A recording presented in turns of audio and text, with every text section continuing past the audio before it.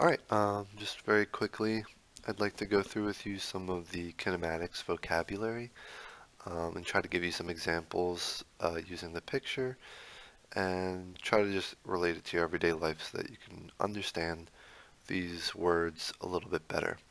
So before we start, just to note, scalars are in italics and vectors are bolded. The definitions for those two things are in our Buggy Lab notes, but just to clarify, scalars are magnitude only, which means they only have a number like 10 meters per second. They don't have a direction. Vectors are quantities that do have direction, and so I'm going to be giving examples of which ones are which as we go through. Then in brackets, I'm going to give you the variable, like what the variable looks like, and then in parentheses you'll get the units, and then of course you'll get like a definition for it. Um, Please note before I move on though, that on a physics exam in my class, there is no like matching or, defining things or remembering the definitions. So I don't want you to get hung up on memorizing these things. I'd love for you to just get a better just understanding of them. So when you're looking at a graph and it says it's a position versus time graph, you know what you're looking at. That's the kind of thing you're going to see on a test, not like matching and fill in the blank kind of thing. So I just want to give you a heads up on that. Okay, so our first word is position, and the variable for that is just a lowercase x, and the unit is meters. And the position is where something is in relationship to an origin, decided by a reference frame. So here's our reference frame, the 0, 2, 4, 6, 8, 10, 12. That's our reference frame, which means 0 is my origin. And you can see that A's position is 0, B's position is positive 12, C's position is positive 2, and D's position is positive 9, probably. All right. Positions can be negative. So if we had an object like over here to the left of this picture, and it was to the left of that 0, then it would have a negative position, and that's totally fine because position is a vector, which means there's a direction to it. So it could be negative or positive. So that's position, x. Displacement. Displacement is delta x because the definition of displacement is a change in position, which, delta means change and x is position, so change in position, which is basically the final position minus the initial position. So let's look. I gave you some examples here, but these don't really relate to these here. So let's do it together with this. So it looks like if I look at the tip of the arrow, I'm looking at A. The tip of the arrow matches up at about 7 for A. So I would say that the final position for A is 7 and the initial position for A is 0. So therefore 7 minus 0 is 7. So the displacement for A is 7. Then if we look at B, it starts off at 12, but then it goes to about 7. So it'll be 7 minus 12, which means that that's a negative 5. So for B, I'll just even do this. So A's displacement, we said, was a positive 7. B's displacement, is it going to be a negative 5? Actually, I probably shouldn't do it like that. I should do it like that. Negative 5, because it's going backwards, so its change in position is negative to the left. Then we have C. If you look at C, it does a little back and forth motion. So all we have to do for displacement is look at the final position and the initial position. So the final position is 10. The initial position is 2. So 10 minus 2 is 8. Whoops, C is 8. And then finally, we have D, which starts off at 9 and goes to about 5. So 9 minus 5 is, 5 minus 9, because it's final minus initial. So 5 minus 9 is negative 4 meters. So that's the example above. Then finally we have distance. Distance is a scalar quantity, and distance's variable is either lowercase or capital D. Usually it's lowercase because capital D usually is for diameter, but sometimes we use it. And then it is still meters, but it is the total length of the path an object takes. So let's use, I'm just going to copy this so I can not have to type as much. So let's go through and do A, B, C, D again for this. So A is going to go from 0 to 7. So the length of that arrow basically is 7 meters. B is going to go from 12 to 7. We said that that displacement was 5. The distance, though, is just positive 5. So distance doesn't have direction. It only has magnitude. So we're not going to put that negative on this one. Now C is a little different because, like we said, we go back and forth. If you were walking this, the total distance that you would walk would be from 2 to 9, 2 to 10, which is 8, and then you go from 10 to 8, which is 2, and then from 8 back to 10, which is another 2. So to recap, you go 2 to 10, which is 8, plus 2, plus another 2. So that's actually a total of 12 meters that you walked. And then for D, you go from 9 to 3, which is 6, and then you go from 3 to 5, which is 2, so 6 plus 2 is 8. So that would be the examples there. And I'm just going to real quick, just for the people at home, let me put in the positions for this. So this is positive 7. These are all going to be positive.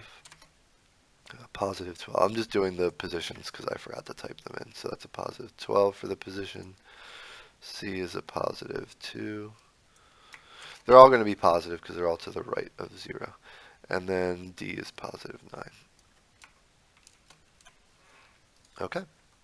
And so I kind of bunched these three things up together because they're all related to like a length or a distance or they're all similar. They all have the same unit, so I kind of bunched them together. Then we have velocity, speed, and those things. So let's talk about velocity. Velocity is a vector. We use v as the variable, and we use meters per second as the unit. And it's the rate of change of position with time, or how fast and in what direction something's moving. So for example, it can be 5 meters per second plus 2.3 meters per second, or it can be negative because it is a velocity, which just means that negative is going in the negative direction. That's all that means. It's not slowing down. That's not what negative means. It's not speeding up. It's not, I don't know. The only thing that the negative means is that it's going backwards or in the negative direction. And then we have speed. Speed is a scalar, and you can remember this too: velocity vector VV and speed scalar SS. We use the same variable, so it can be a little confusing. And we, of course, use the same units, and it's just how fast something's going. That's it, no direction. And it's the absolute value or the magnitude of, I'll type or so we don't get confused, or the magnitude of the velocity. And it's basically just chop off the directions, and now you have the speeds. There is no such thing as a negative speed because that wouldn't make sense. It's just how fast are you going? I'm going 10 meters per second.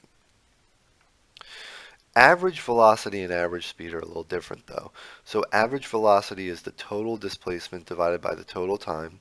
So your total displacement, let's say here I went 7, right? That's my total displacement. Let's say it took me 7 seconds to do that. Then it would be 7 meters divided by 7 seconds. That's my average time.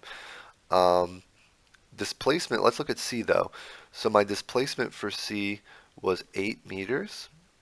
And if I did that in 4 seconds, then it would be 8 divided by 4, which would be 2 meters per second for C. That would be my average velocity for C.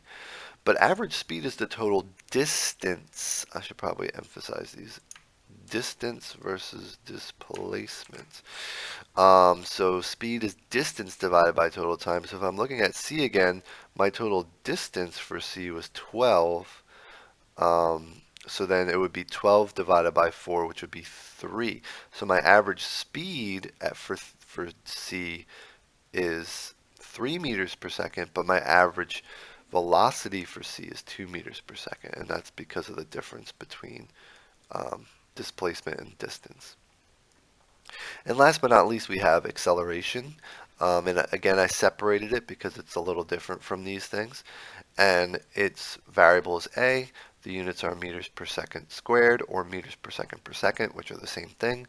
And it is the rate of change of velocity with respect to time, or how fast an object's velocity is changing. It can be positive or negative. It can be any number that you can possibly imagine. It's also related to g, which is the acceleration due to gravity, which is negative 9.8 meters per second squared. And yeah, the acceleration is basically like how fast are you changing your velocity. Last thing I wanted to talk about were the three kinematic equations that we use in this class. Just very briefly, these are the three. Um, the v again is speed or velocity, so we have velocity is equal to this is the final velocity, this is the initial velocity, acceleration in time, then this is the starting position, sorry, not the start, this is the final position, this is the starting, I don't know if you can actually, I'm just realizing you might not be able to see my um, cursor. I'm sorry. So if you're looking at the first equation, I'm just going to read through. So Vx is the final velocity, Vxo is the initial velocity, Ax is the acceleration, and t is time. In the next equation, x is final position, x0 is initial position, Vxo is the initial velocity, t is time, Ax is acceleration, t is time. And then in the last equation, Vx squared, Vx is the final velocity, Vxo is the initial velocity, A is the acceleration, and x minus x0 is the displacement. Anytime you see a 0, that just means the initial. So x0 or Vx0, those are the initials. And anytime you see an x, it just means that it needs to all be in the same x direction. It needs to be in one dimension along a line. So it can either be going left or right, but it can't be going up and down. So that's kind of why they have x's there. Otherwise, there's no other purpose for that. All right, hopefully that cleared a couple things up for you.